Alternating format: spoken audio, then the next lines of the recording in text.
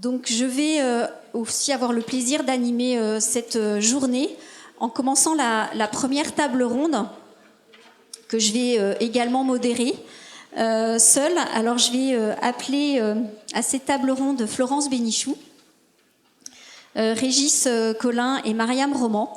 Voilà, pour faire en fait un état des lieux un petit peu de la santé des soignants, rapide, je vous assure. Néanmoins, je pense que c'est utile de rappeler dans quel état de santé sont les soignants, dans quel état aussi sont nos étudiants. Et c'est bien aussi d'apporter des études, des preuves, mais toutes les études montrent globalement, et ça, l'association SPS est intégrée dans la mission ministérielle santé des soignants du ministère, et les chiffres qui vont être annoncés confirment ce qu'on sait déjà. 2/3 des professionnels de la santé vont pas bien, donc c'est quand même très inquiétant. 2/3 des urgentistes sont en burn-out. 2/3 des soignants ont des problèmes de sommeil. Donc, et je pourrais citer plein d'autres chiffres qui sont même au-delà des 2/3. Donc c'est plus que utile, urgent, alarmant de s'occuper de ceux qui nous soignent. Et je vais tout de suite passer la parole à Régis Collin, qui va effectivement nous donner quelques données. C'est l'objet notamment de votre dernière étude, Régis, qui va vous permettre, en tout cas nous permettre de confirmer ce qu'on est en train de dire par rapport notamment à la qualité de vie et des conditions de travail. Oui, alors tout à fait. Donc, je suis Régis Collin, donc épidémiologiste, donc je suis chercheur à l'INRS, donc à Vendeuvre ici. Et en fait, nous avons mené récemment une étude épidémiologique, donc étiologique, sur les effets de la coexposition entre les facteurs de risque physiques et les expositions aux facteurs de risque psychosociaux sur la survenue d'accidents du travail. En fait, on s'est basé sur une enquête nationale que certainement vous connaissez, c'est la grande enquête conditions de travail, on s'est basé sur des données de 2013, puisque pour la première fois, 4400 travailleurs du médico-social notamment ont pu être suivis jusqu'en 2016, donc avec plusieurs interrogations. Et en fait, je vais déjà commencer par la conclusion en fait de cette étude, c'est que en fait, il n'y a pas d'un côté les risques psychosociaux et de l'autre les expositions aux contraintes physiques, mais il y a bien un effet de potentialisation, donc il y a un effet cocktail de ces deux types de risques sur le risque d'accident du travail. En particulier, le fait d'être soumis conjointement à une forte exposition aux risques physiques et à une forte exposition aux risques psychosociaux augmente le risque de survenue d'accident du travail par 4 par rapport à un travailleur non exposé. Ce phénomène de potentialisation montre qu'il est important de ne pas considérer uniquement les facteurs de risque physique quand on appréhende la prévention des accidents du travail, mais qu'il est important de considérer de la même manière les risques psychosociaux. Et malheureusement, on a souvent on s'est trop investi dans le côté physique, mais pas dans le côté psychosocial. Et il faut aussi poursuivre les études sur l'impact des risques psychosociaux et leurs conséquences sur les accidents du travail, mais aussi sur la santé en général, puisqu'il y a beaucoup d'impact sur la santé par rapport à cette exposition aux facteurs de risque psychosociaux.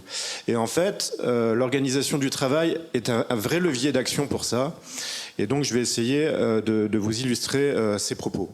Donc tout d'abord, si on s'intéressait dans un premier temps aux expositions à des facteurs de risque physiques sur la survenue d'accidents du travail, on a défini un certain nombre de catégories. Et en fait, on se rend compte que dans cette population du médico-social, donc au sens large, on a les expositions aux postures contraignantes et inconfortables, au port de charges lourdes, aux difficultés liées à la tâche, aux environnements de travail néfastes, qui sont associés significativement à une augmentation du taux d'accident du travail, toutes choses égales par ailleurs, c'est-à-dire en prenant en compte l'âge, le sexe, l'ancienneté, le type de contrat et également la durée d'emploi sur notre période de suivi. De manière un peu moins flagrante, on a aussi les vibrations et secousses et le bruit, mais qui, elles, n'avaient pas de relation significative, puisque certainement moins concernées par le médico-social. Après, par rapport... Donc ça, en fait, c'est des choses qui sont bien connues de la littérature. Mais par rapport aux facteurs de risque psychosociaux, on s'est basé sur les 6 grandes familles qu'avait définies Golag dans son collège d'expertise de 2011, et qui est vraiment très intéressant, je vous invite à le lire. Et donc, on a remarqué que l'intensité du travail, les exigences émotionnelles, le manque d'autonomie, le manque de soutien social, que ce soit par les collègues, par les supérieurs, les conflits de valeurs et l'insécurité de la situation de travail sont 6 catégories qui sont associées en fait à une augmentation du risque d'accident du travail chez nos salariés du médico-social. Et d'autant plus si on considère toutes ces facteurs en multi-exposition. Plus c'est cumulé et plus le risque est important. Sachant que la réalité du terrain, c'est qu'on n'est jamais en fait exposé qu'à un seul type de risque. Et en fait, ensuite, on a voulu voir la coexposition entre ces facteurs de risque physiques et facteurs psychosociaux sur la survenue d'accidents du travail. Donc on a fait 3 strates. On a pris tout d'abord les faiblement exposés aux facteurs de risque physiques, les modérément exposés aux facteurs de risque physique et les fortement exposés aux facteurs de risque physique.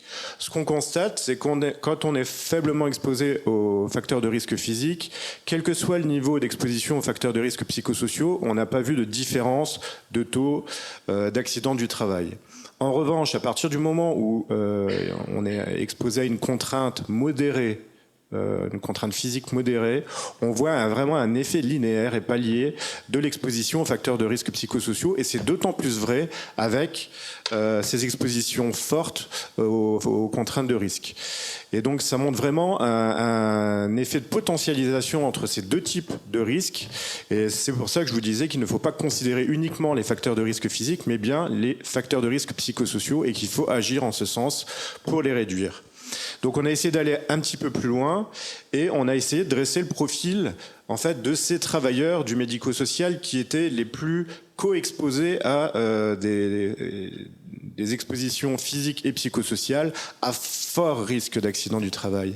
Et en fait, on a identifié ainsi des pistes d'organisation sur lesquelles on pourrait agir afin de réduire ces risques, notamment le manque de prévisibilité des horaires, le fait de devoir faire systématiquement des heures supplémentaires, un manque de souplesse des horaires également, le fait d'avoir des horaires contrôlés, un grand déséquilibre famille-travail, comme on en parlait en introduction. Donc ça, c'est vraiment très important d'agir là-dessus.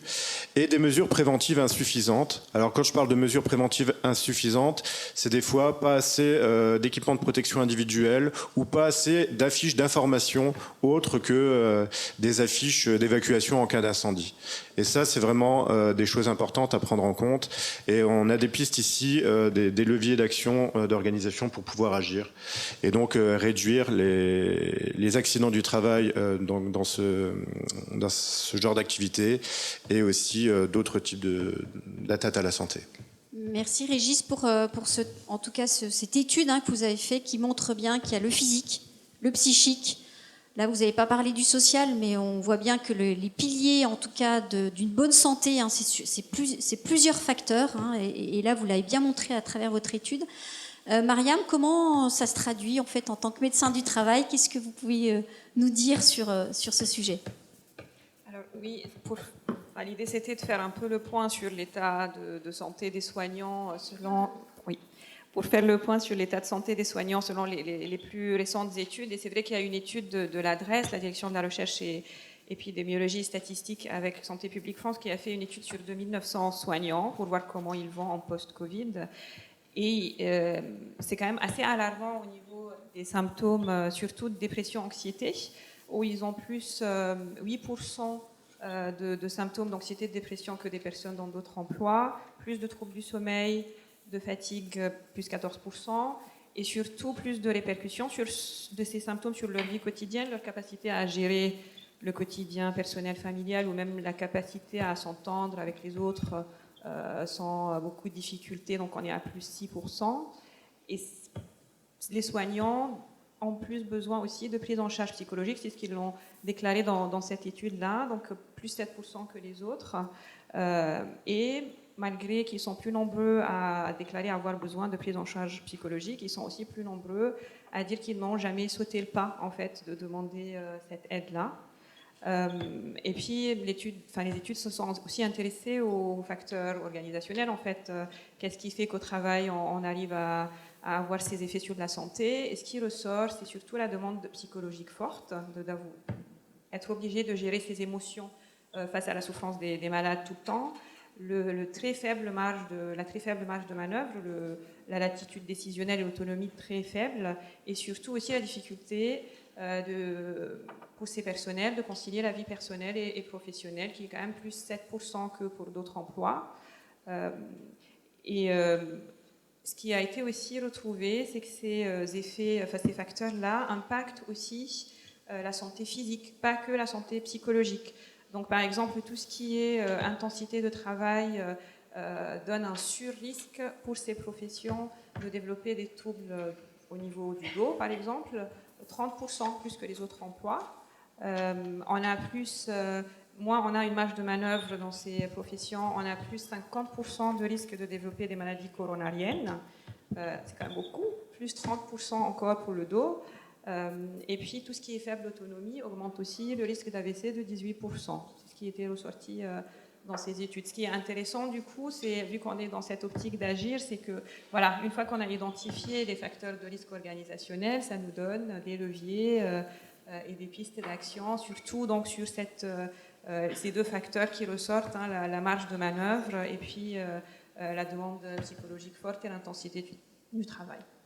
Merci beaucoup Mariam pour ces informations. Merci à tous les deux. Il y a d'autres études de la FHF qui montrent aussi que la fierté aussi de faire son métier et en même temps 50% ne recommandent plus, en tout cas aux jeunes, de faire ce métier. 80% sont très fiers de faire ce métier et il y a 50% qui ne recommandent plus. Donc on voit ce paradoxe important. L'impact de l'épuisement professionnel sur la santé physique. On a cité TMS, on a cité cancer, on a cité AVC, mais il y en a bien d'autres. Donc comment on fait pour ne pas en arriver là? Je vais maintenant passer la parole à Florence par rapport à son expérience terrain, par rapport à toutes ces enquêtes, ces études. Qu'est-ce que tu as pu observer, Florence, et qu'est-ce qu'on pourrait faire finalement, qui pourrait annoncer aussi les futures actions? Merci Catherine, merci à tous déjà d'être là, merci à l'ARS, merci à SPS pour tout ce que vous faites.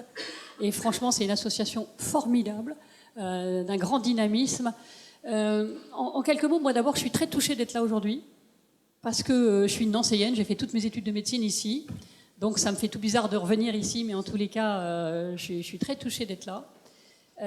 Et moi, ça fait, après avoir fait vraiment de la médecine, hein, parce que j'ai travaillé beaucoup au centre anticancéreux ici, au CAV, pendant pas mal d'années, très clairement, je suis une femme de prévention. Alors j'ai d'abord fait de la prévention de la santé physique, et je m'intéresse à la prévention de la santé mentale depuis 23 ans. Donc je commence à avoir une petite expérience sur le sujet. Et c'est vrai qu'on a fait beaucoup d'études. Moi, j'ai fondé un cabinet qui s'appelle Better Human. Et dans ce cabinet, on fait du diagnostic, de la prévention et du pilotage de toute cette qualité de vie au travail et ce qu'on appelle maintenant la qualité de vie et les conditions de travail. Et franchement, moi, je voudrais pousser à la fois un coup de gueule et en même temps un coup de cœur. Alors un coup de gueule parce que moi, j'aimerais que ça bouge plus vite. Et je vais être honnête avec vous, mon coup de gueule, c'est de dire, moi qui travaille dans des entreprises, dans le secteur industriel, dans les services, où ça bouge vraiment, franchement, je peux vous dire que là, je vois des choses qui bougent.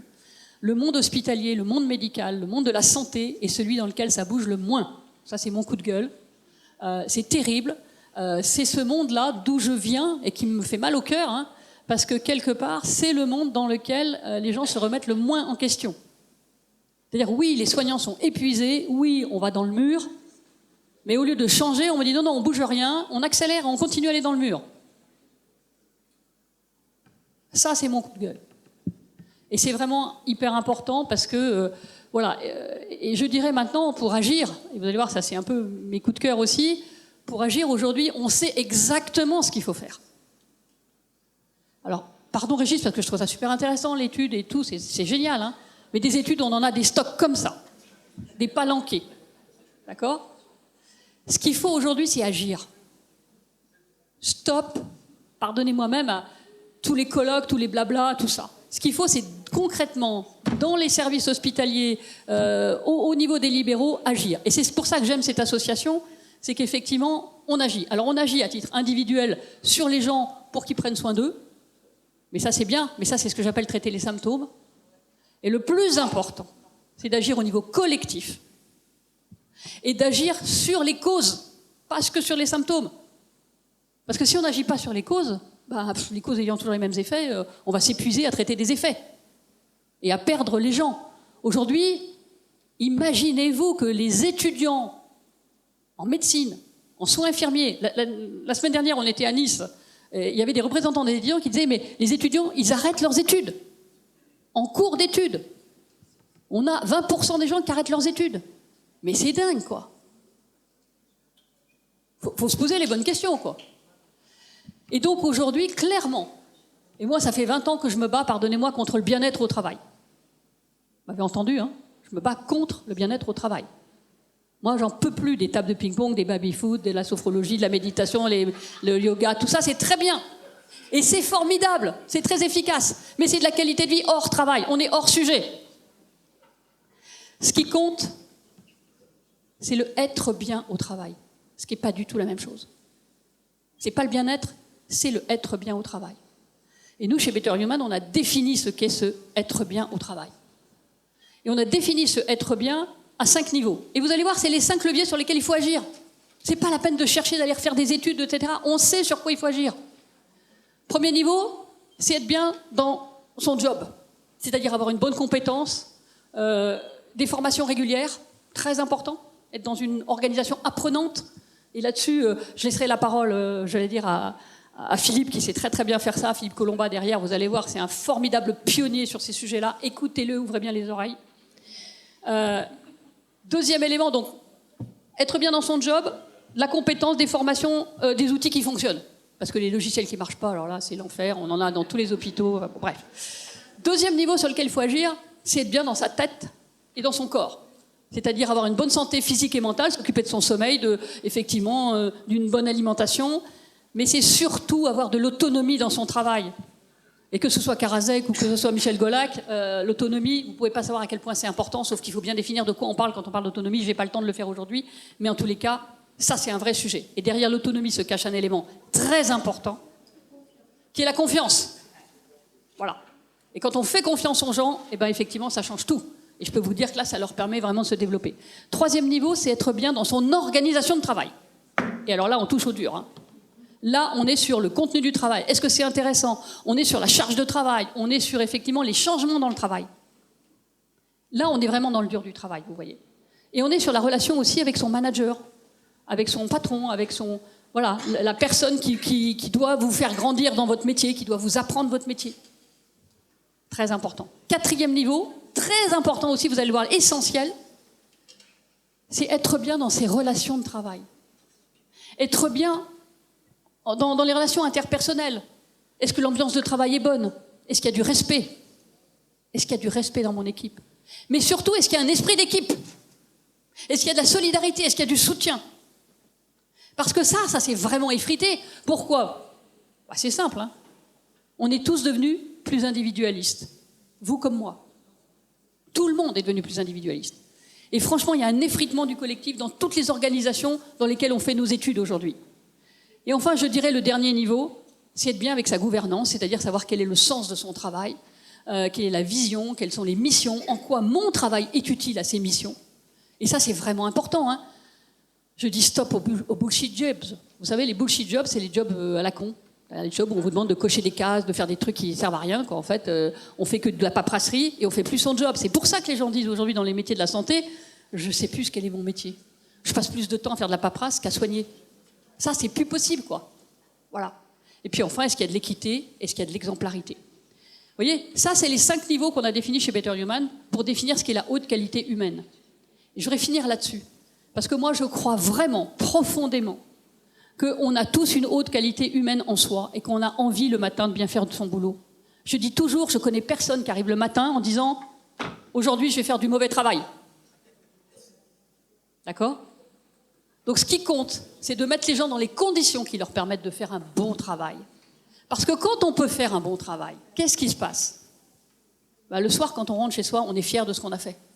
On peut en parler à sa famille, à ses collègues, à tous ceux qui vous entourent. Et ça crée l'estime de soi.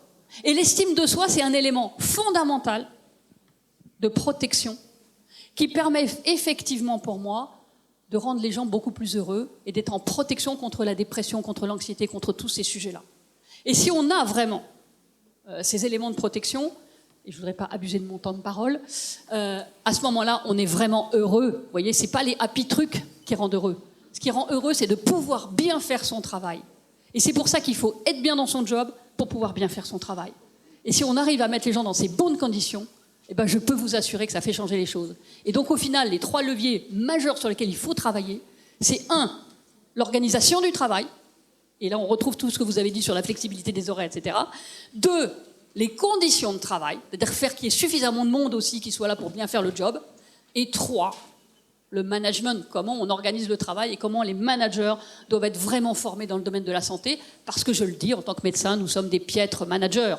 On n'a pas été formés sur ces sujets-là. Et là, il y a beaucoup de boulot. Et là, j'ouvre le boulevard pour toi, Philippe, pour la prochaine table ronde. Merci beaucoup, Florence.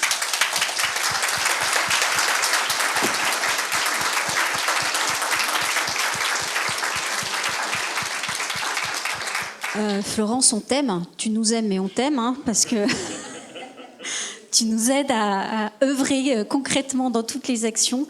Donc merci pour tout ce que tu fais. Merci à Mariam et à Régis d'avoir apporté en tout cas des preuves scientifiques. Plus on s'occupe des soignants, donc il faut aussi apporter des preuves scientifiques à tout ce qu'on dit, y compris d'ailleurs sur les ateliers de prévention. Donc merci pour votre engagement aujourd'hui et votre participation. Et Florence, tu as annoncé la prochaine table ronde sur la qualité de vie et les conditions de travail. Peut-être 1 ou 2 questions si vous avez envie de poser, en attendant que Perrine et Alice se préparent avec les intervenants pour la 2e table ronde. Est-ce qu'il y a des questions? Je peux me déplacer pour vous donner le micro. Pas de questions? Non? Non? On passe à la 2e table ronde? Ok. Bon, ben... Ah si, Philippe. D'abord, merci des interventions. C'est peut-être un peu en marge de ce qui a été dit, mais je voudrais revenir sur les étudiants. Il y a énormément de choses. Je voudrais revenir sur les étudiants. Il y a énormément de choses qui ont été faites. Il y a des études en particulier au niveau des études en médecine qui sont catastrophiques, puisqu'on est à 60% d'anxieux et 20% dépressifs quand même. Donc vous voyez le niveau des choses. Nous, on a fait une enquête pour savoir à quel niveau, et c'est les 4e, 5e et 6e années qui vont pas bien. J'insisterai sur un projet qu'on n'a pas pu mener à bien au niveau de l'observatoire, qui était de mettre en place un enseignement sur la prévention de l'épuisement professionnel. Donc, je parle bien des étudiants, dans toutes les filières post-bac. Toutes les écoles de formation, toutes les écoles professionnelles, toutes les universités. Et je crois vraiment, j'entends là qu'il y a des gens qui peuvent nous aider, je crois vraiment que c'est absolument indispensable de proposer à tous les étudiants une sensibilisation à la prévention de l'épuisement professionnel. Et j'insisterai aussi sur ce que j'ai entendu, c'est qu'en fait, je pense qu'il vaut mieux parler d'épuisement professionnel que de burn-out. Le burn-out, c'est la dépression de l'étape ultime de l'épuisement professionnel. On sait qu'en cancéro, on est à 70% d'épuisement professionnel. Heureusement qu'il n'y a pas 70% de burn-out, parce que là, il y aurait eu vraiment plus grand monde dans les services. Alors, juste pour ça, peut-être un tout petit mot pour finir sur ce que dit Philippe, c'est que le problème de ça, c'est qu'il faut accepter aussi qu'on ne soit pas dans le déni. Parce qu'aujourd'hui, la problématique, c'est qu'on dit « ouais, les étudiants, pourquoi ils se plaignent ?» Franchement, voilà. Donc il faut absolument, dans le monde de la santé, lutter contre le déni de cette réalité. C'est tout ce que je voulais dire. Mariam, le mot de la fin? Oui, du coup, je vous rejoins tout à fait. C'est une action qu'on avait faite pour les internes, justement, et qui a vachement bien marché, de vraiment les sensibiliser sur l'épuisement professionnel et de repérer aussi les collègues qui sont en difficulté. Et voilà, le mot de la fin, je remercie l'association parce que je trouve qu'on arrive de mieux en mieux aussi à collaborer avec les acteurs du terrain parce qu'on est nous dans les hôpitaux, les cliniques, etc. Et du coup, ça permet quand même d'agir plus efficacement quand on connaît de l'intérieur les organisations et qu'on collabore ensemble. Merci.